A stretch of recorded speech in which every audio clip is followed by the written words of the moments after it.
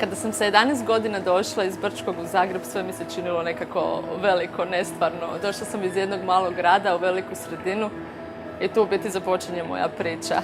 Kako su mi uspomene iz djetinjstva ostale, znači miris kruha, miris kave, kuhinja. Oduvijek sam znala da se želim baviti profesionalnim kuharstvom. Kad sam završila osnovnu školu, sjećam se reakcija, znate kako to ide, gdje ideš, u koju školu ćeš se upisati, čim ćeš se baviti.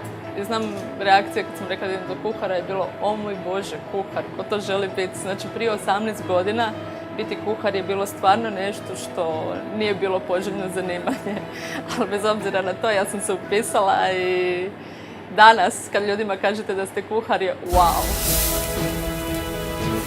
Imala sam tu sreću da sam završila u hotelu Esplanade, to mi je bio životni san. Uz volontiranje koje je trajalo 6 mjeseci, ja sam se počela u biti pronalaziti. Znala sam u kojem smjeru želim ići, znala sam da se želim baviti visokom gastronomijom. Sve ono što mi se nije sviđalo sam ostavila iza sebe i krenula sam naprijed. U stvari krenula sam ulagati u sebe.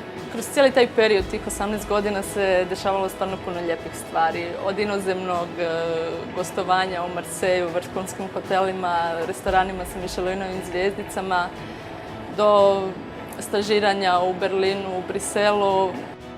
Za uspjeh nije dovoljno samo sanjati, treba truditi se, treba ostvariti taj san. Neće uvijek biti lako, bit će i padanja i odustajanja, ali jednostavno u svemu tome čovjek mora naći nešto što će ga pogurati.